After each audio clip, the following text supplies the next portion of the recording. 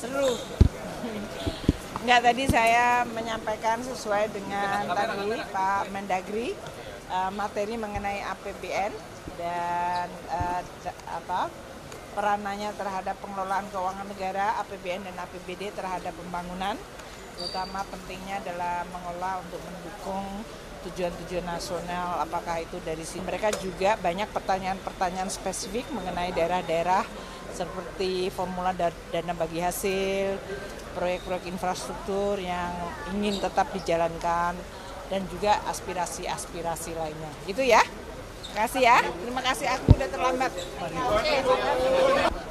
Ya, acaranya kalau hari ini kan acaranya karena hari Minggu, setelah tadi olahraga bersama, senam pagi apel, dan kemudian dilanjutkan dengan kegiatan makan, kegiatan ibadah. Ya, kami hari Minggu kita menghormati saudara-saudara kita yang melaksanakan ibadah sesuai kepercayaan masing-masing dan kita akomodir, kita fasilitasi. Setelah itu baru diisi dengan kegiatan apa itu Pak?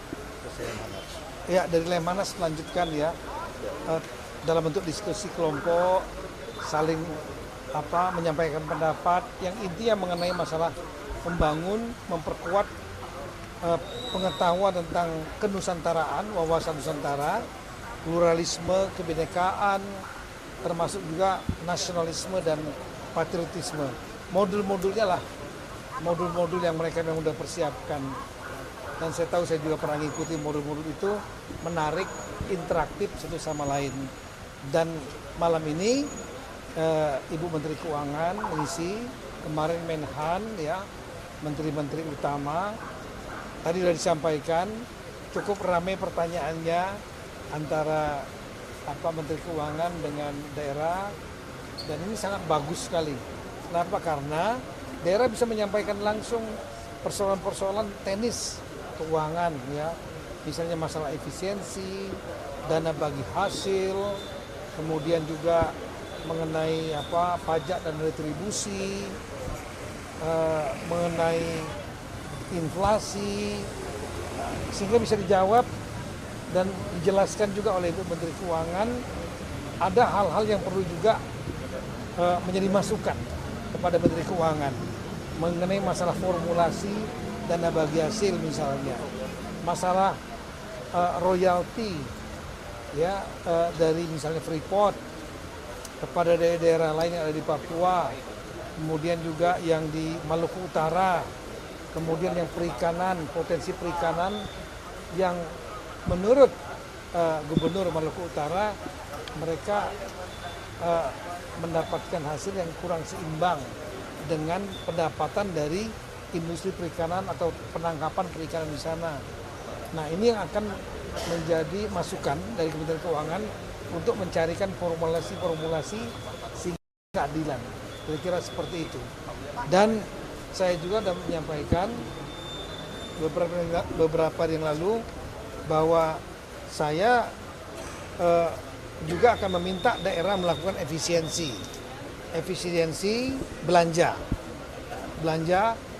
diantaranya mengenai masalah alat tulis kantor, kemudian masalah perjalanan dinas dikurangi, rapat yang tidak perlu, dan kemudian kegiatan-kegiatan seremonial terlalu banyak ya, yang semua dialihkan untuk program-program yang pro rakyat betul. Misalnya bidang pendidikan, sekolah-sekolah yang rusak, toilet-toilet yang tidak bagus MCK-nya, kemudian di bidang kesehatan, puskesmas harus bagus standarisasinya. Nah, ini awasi, tolong diawasi. DPRD masing-masing, masyarakat daerahnya, tolong diawasi. Daerah mana yang melakukan perbaikan, mana yang tidak. Dan kami juga melalui sistem yang ada namanya sistem informasi pemerintahan daerah, kami nanti akan melihat perubahan-perubahan itu. Dan hari ini saya tanda tangani untuk saya berlakukan besok, memberikan guidelines kepada surat edaran ya, kepada daerah. Dan saya mohon rekan-rekan pimpinan DPRD, anggota DPRD kabupaten kota juga bisa menyadari efisiensi dilakukan ya, semua akan terdampak yang ada pada zona nyaman mungkin merasa nggak nyaman. Ini semata-mata program yang lebih banyak yang bersentuhan dan dinikmati langsung oleh masyarakat. Saya kira itu. Pak, itu siap tadi di surat edaran ini Ya. juga diambil dari aspirasi-aspirasi kepala daerah mendengarkan hal ini. Dari pengalaman kita itu dari petunjuk yang poin-poin dari Kementerian Keuangan itu ada 9 atau 10 poin ya. Kedua dari pengalaman kita juga sendiri. Ini staf-staf saya juga dari banyak pengalaman seperti Dirjen Keuangan Daerah ini kan Pak Fatoni, dia udah lama di bagian keuangan, ngerti titik-titiknya di mana, apalagi udah 3 kali gubernur. Pak Bima Aryani juga adalah veterannya 10 tahun wali kota, ngerti di mana titik-titiknya itu yang sebetulnya diefisiensikan atau yang diada-adakan dalam rangka untuk mensejahterakan pegawai sendiri. Itu nggak boleh. Berlaku mulai kapan ini, Pak? Besok, kita berlakukan besok. Surat edarannya besok, Pak. Apa itu? Surat edarannya besok. Surat edarannya besok. Nanti kita juga akan sampaikan tembusannya kepada teman-teman wartawan. Pak, tadi berbicara dengan beberapa kepala daerah. Iya. Ini ada yang menyarankan karena Rakrab sudah jalan hampir setengah. Yes. Ini kan masih ada kader PDI Perjuangan yang kepala daerah belum bergabung. Iya. Itu diminta nanti aja gelombang kedua gitu. Nah, dari Kemendagri sendiri ini masih menunggu atau memang nanti akan dikelompokkan bareng yang sengketa, Pak? Seingat saya dari data kita kalau nggak salah ada 97 ya kader PDIP ya, jumlah semuanya ya dari 503 itu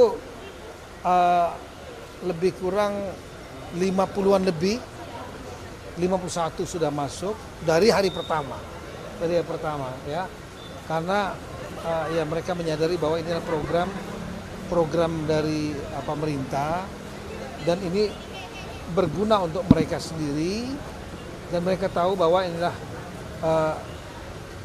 pada saat pemilihan kan yang memilihkan rakyat ya.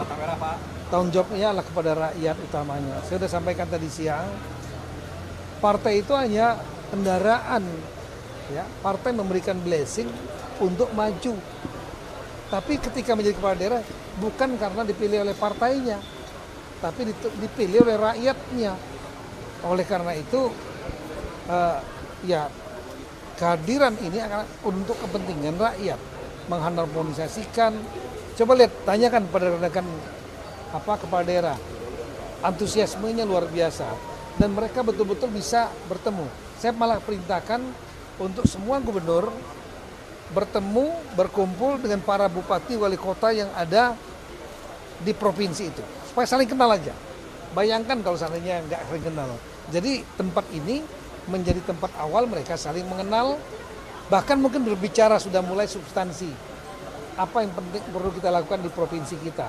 Nah kalau yang nggak hadir kan rugi. Mereka nggak menjadi bagian itu. Mereka nggak punya kesempatan, momentum mengenal satu sama lain yang bisa dalam posisi cair. Jumlah kepala daerah ini 503 saat ini yang ada. 1 hari nggak akan cukup untuk mengenal satu sama lain.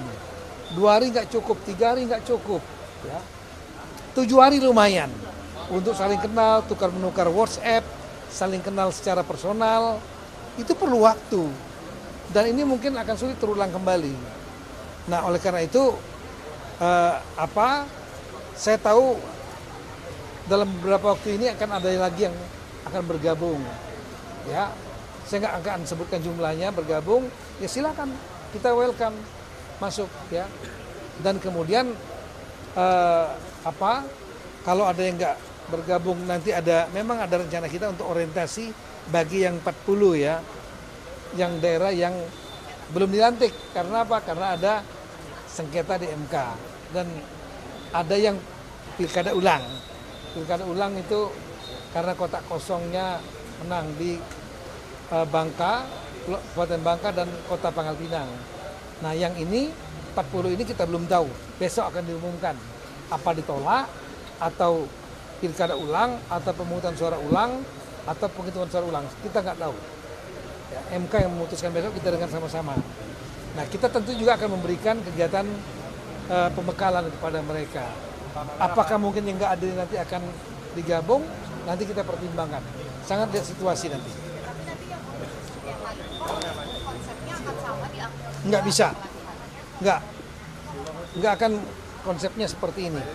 Karena apa konsepnya nanti kita akan menggunakan konsep seperti yang lama. Yaitu mereka mungkin ke BPSDM di mana? Di Kalibata yang tempat diklatnya punya Kemendagri.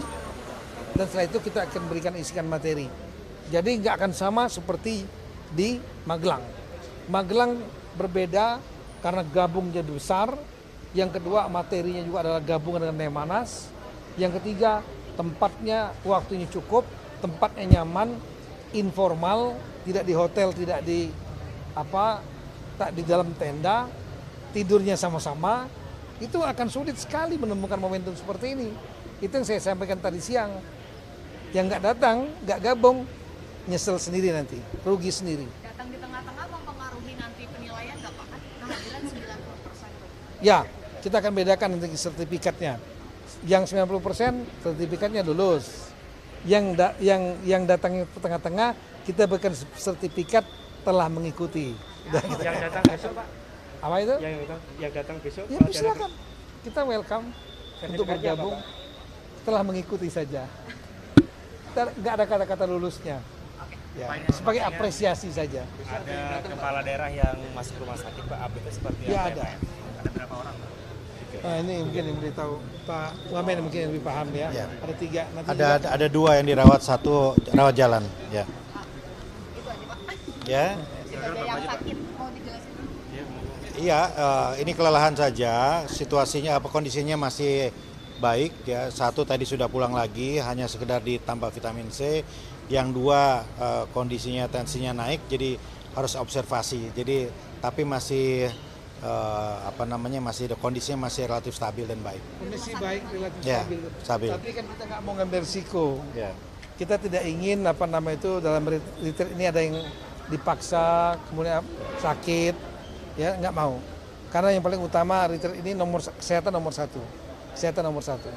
Baru yang kedua materi dan pengenalan satu sama lain. Jadi ketika melihat kita ada yang nggak enak badan dikit, jangan ambil risiko, istirahat aja. Kalau istirahat di tenda nggak cukup, istirahat di rumah sakit. Kira-kira gitu. Terima kasih.